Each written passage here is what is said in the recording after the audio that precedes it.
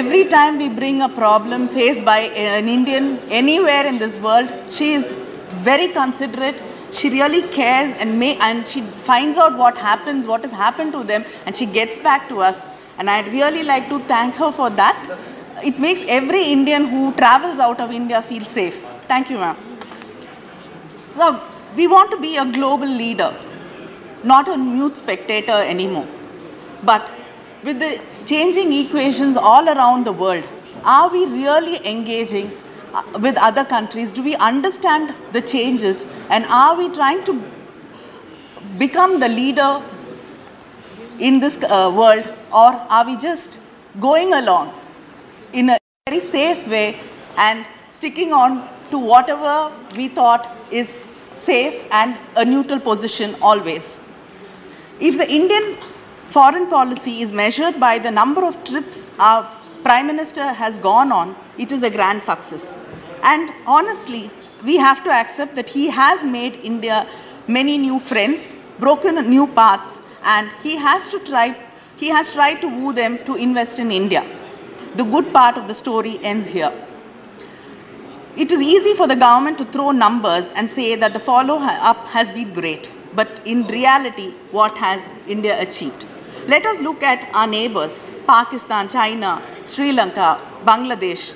Pakistan is becoming more aggressive than ever before. We have to find out what is the reason. Is it a problem with us, or is somebody behind Pakistan encouraging them to get more aggressive with us? And look at Nepal. We are being blamed for the blockade in Nepal. Just the people over there, they've turned their anger.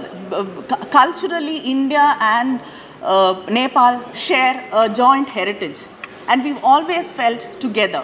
But today, the people in Nepal blame us for the blockade.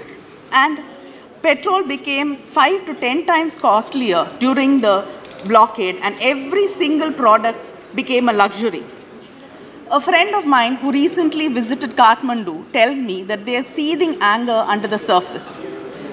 Nepalese who loved the Indian cricket team, in fact, they consider every member of our team to be their hero. That era is over. Now they support any team that plays against India. This might be a very innocuous example, but this shows their depth of anger against us. In Bangladesh, all our eggs are put into one basket. What happens if the opposition actually participates in the national elections this time? So, Maldives, which side are we on? The Prime Minister hasn't visited Maldives, but we have to ask our question, ourselves, which side are we on? And Palestine, we are not complaining, we are not saying that India should not visit Israel. But why are we suddenly ignoring Palestine? We have to be on the just side. I like to quote an example with a name which they would love to hear, Ram. Why is Ramayanam celebrating Ram? It's because he stood on the side of justice at whatever cost. Are we standing on the side of justice? Sir, when it comes to Sri Lanka, have we ever had a strategy? Today, China is everywhere in Sri Lanka. That is definitely not just dangerous for Tamil Nadu, it is dangerous for India.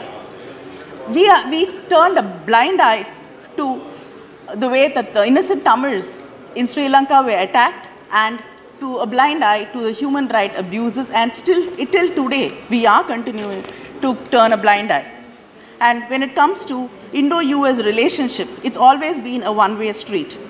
It continues to this day, despite all accusations of the US President Donald Trump, Walmart, subsidy to farmers, curbing on the H-1B visas, insistence that we keep our markets open while they keep shut.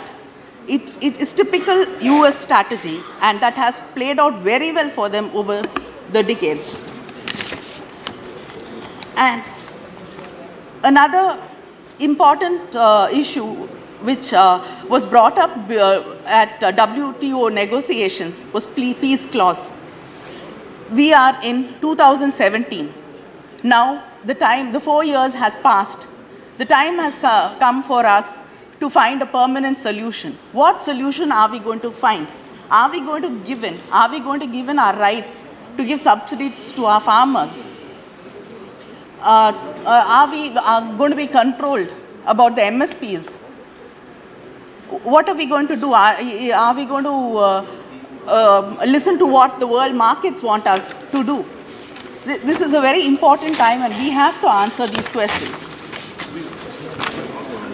Sir, after the hostilities in Sri Lanka, which is supposed to have ended in 2009, after the Sri Lankan forces comprehensively overran the liberation tigers of Tamil, there has been a clamor on both the countries to rehabilitate the Sri Lankan Tamils.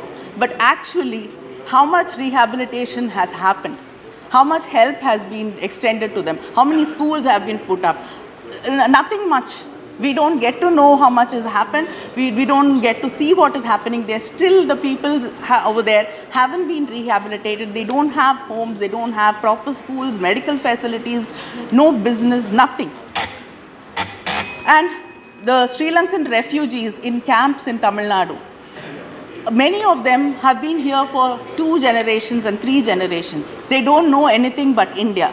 And DMK has been always asking for, we've been battling for their Indian citizenship. Let the people who want to go back, go back. But there are many of these refugees who do not want to go back. They don't know anything but India. India is their homeland. We have to consider giving them a citizenship. Sir, and this morning also there was a question about the fishermen's issues. Thank you, thank you. Just 1 minute more, sir. So the fishermen's, even questions about Kachativu were raised.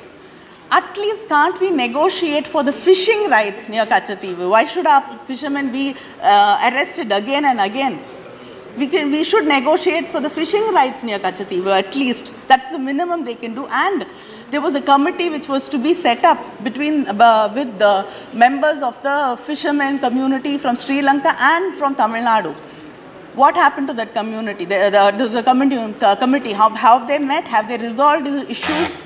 What is the outcome of it? Sir, one more thing I'd like to bring in is, a country is strong only based on how peaceful the country is, how inclusive the growth is, how inclusive the development is, how comfortable and peaceful people feel, and how much they feel they belong to the nation.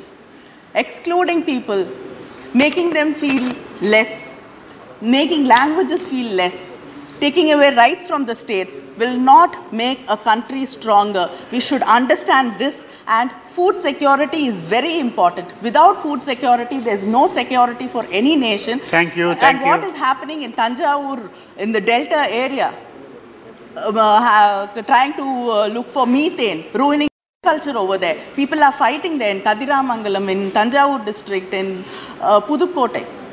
I mean, you can't bring in projects which people don't want. It's a fertile belt. If you're going to ruin food security, then there can be no security in this country. Thank you.